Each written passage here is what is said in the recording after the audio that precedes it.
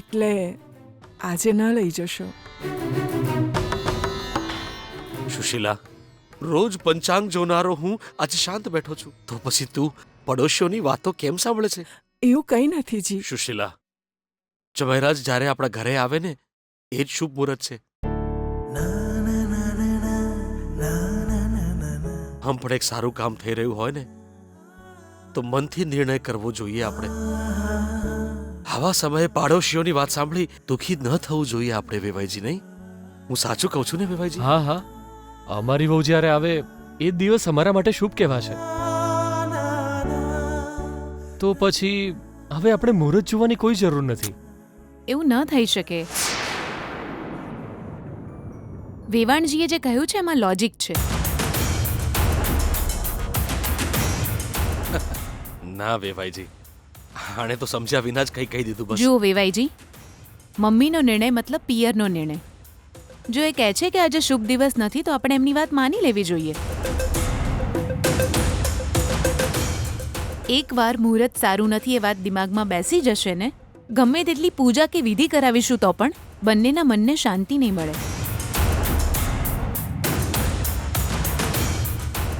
અને હા, એક બીજી વાત, સમાજ તો જાણે જ છે કે વિજય અને ગીતા પતિ પત્ની છે, પણ વિજયે ગીતાને હજુ સુધી મંગળસૂત્ર નથી પહેરાવ્યું એ તો આપણે જ જાણીએ છીએ. એટલે એ વાત તો ભૂલી ન જ શકાય ને. એમાં શું સમસ્યા છે ભાનુ? ઈચ્છા હોય તો અત્યારે જ મંગળસૂત્ર પહેરાવડાવી દઈએ. અને આમ પણ આપણે બધા અહીં ઊભા છીએ ને. આ શું, તમે મજાક કરી રહ્યા છો? તમે જરા ગીતાની જગ્યાએ ઊભા રહીને વિચારી જુઓ. એક સ્ત્રી માટે લગ્નનો મતલબ વિધિ વિધાન સાથે થનારો ઉત્સવ.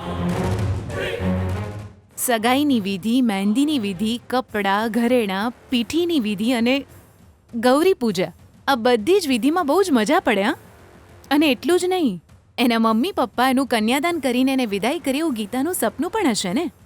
દરેક છોકરીનું આવું સપનું હોય છે.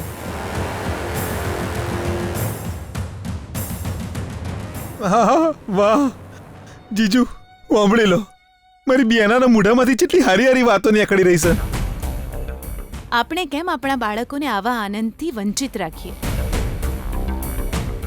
મારું સપનું છે કે મારા દીકરાના લગ્ન ધામધૂમથી થવા જોઈએ. આમ પણ ગીતા આપણા ઘરની વહુ બનશે તો કન્ફર્મ થઈ જ ગયું છે ને. આજે ગીતા અને વિજયે બંને પરિવારને મનાવી જ લીધા છે, હે ને બેટા? બધા જ રીતિ રિવાજ સાથે સગાઈ અને લગ્ન કરાવીને વહુને આપણા ઘરે લઈ જઈએ. શું કહે છે ગીતા? અરે ભાનુ, મેં તો આ બાબતે કંઈ વિચાર્યું જ નહોતું.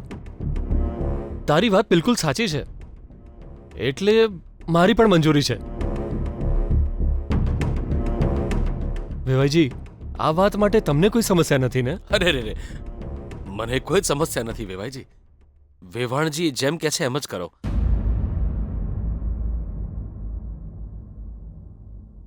પોતાની દીકરીનું કન્યાદાન કરવું દરેક બાપનું સપનું હોય છે.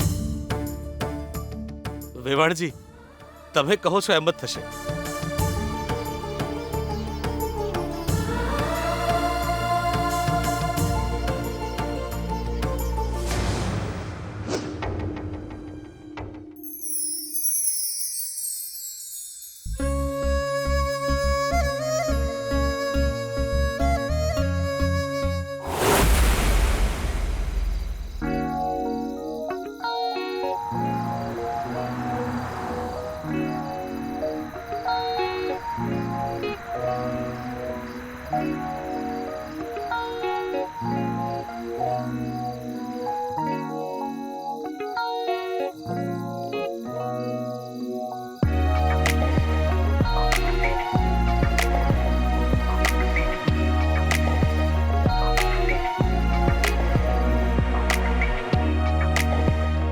નમસ્તે સર. કેમ છે બેટા? હું મજામાં છું સર. હા,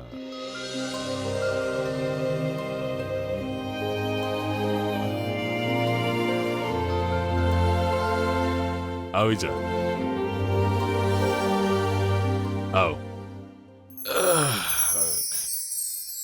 શું વાત છે બેટા? મંત્રીજી ક્યાં દેખાતા નથી? એ તો એ ઘેર ન જ સાહેબ, એ તો જરા ઓહ, વાંધો નહીં બેટા, વાંધો નહીં. હા, હું રાહ હું જોઈશ. તમારા માટે કોફી લઈને આવું છું. હા, ઠીક છે બેટા. થોડી ખાંડ. તમે ખાંડ વિનાની કોફી પીવો છો ને મને ખબર છે સાહેબ. અમારા સાહેબ તમારા વિશે કાયમ વાતો કર્યા કરે છે. સાહેબ, તમારા માટે તો અનેક લોકો રાહ જોવે છે, તો પછી તમે આમના માટે કેમ રાહ જોઈ રહ્યા છો? એમાં શું ખોટું છે? આ પણ મારું જ ઘર છે ને. મારા પોતાના હોય એમના માટે રાતો જોવાય. ઓહ, આવી ગઈ વાતો.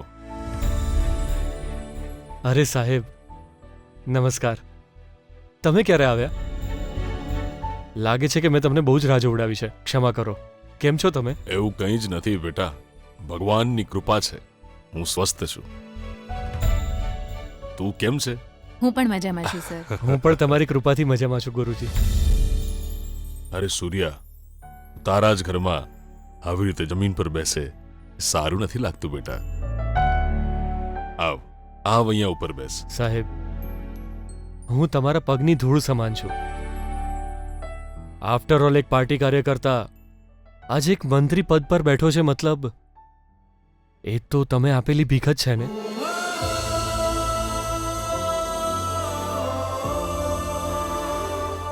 મારા રાજનૈતિક જીવનમાં આજે કોઈ જ વસ્તુની ઉણપ નથી. એનું કારણ માત્ર તમે જ છો. તો પછી તમે જ કહો, હું તમારી સાથે કેવી રીતે બેસી શકું? તમે શાંતિથી વાતો કરો, હું કોફી લઈને આવું છું. કોઈ ટેન્શન ના લેતી બેટા, કોફી તો પહેલેથી જ મંગાવી છે. ઓહ, જો લઈને પણ આવી ગઈ. ચક્કુ, કોફી લઈને આવી ગઈ તું? આમાં ખાંડ તો નથી નાખીને? અરે, અને પહેલેથી જ ખબર હતી કે હું ખાંડ નથી ખાતો. થેન્ક્સ.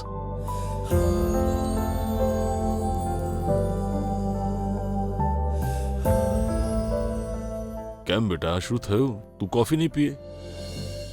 એ તો હું આજકાલ ચા કોફી પીવાનું અવોઇડ કરી રહ્યો છું. ઓહો હો હો, તારી પત્નીની જેમ દુબળો થવા માટે તું પણ ડાયટ પર છું કે શું?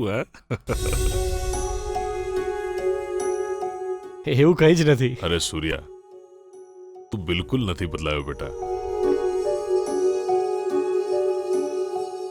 જોઈ રહ્યા છો ને, મને આના પર ખૂબ અભિમાન છે. આટલા ઈમાનદાર કાર્યકર્તાને મેં આજ સુધી જોયો નથી. એની વિનમ્રતા, એની પ્રામાણિકતા, એ કેટલો પ્રેમ કરે છે મને જુઓ. સાહેબ, તમે પાર્ટીના પ્રેસિડેન્ટ છો. તમારી સામે તો આ લોકોએ આવી રીતે જ રહેવું પડે ને. આ સૂર્યપ્રકાશજી તમારું આટલું સન્માન કરે છે, તો પછી તમારી એક તસવીર કેમ નથી આ ઘરમાં?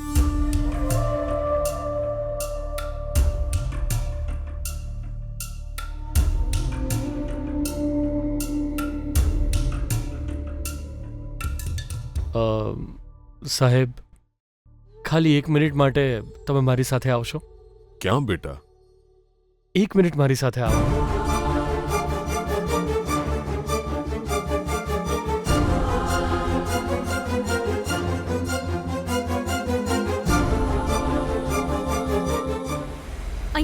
અહીંયા જ ઊભી રાખ વિજય.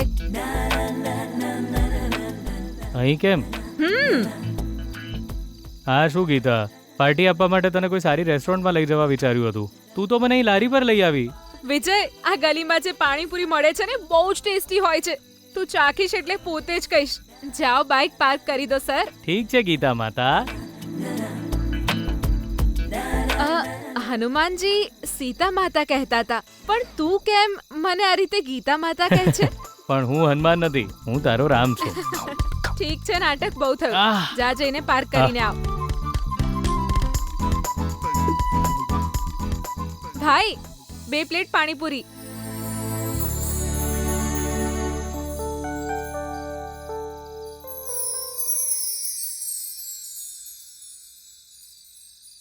વાવ, અહીં જો યાર, બોક્સર વિજય આવ્યા છે.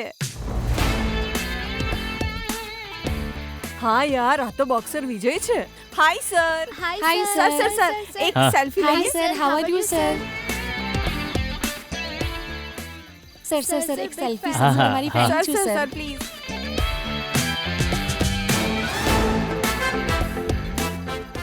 હાય સર, અમે પણ તમારા ફેન છીએ સર. ખાલી એક હા. Selfie sir.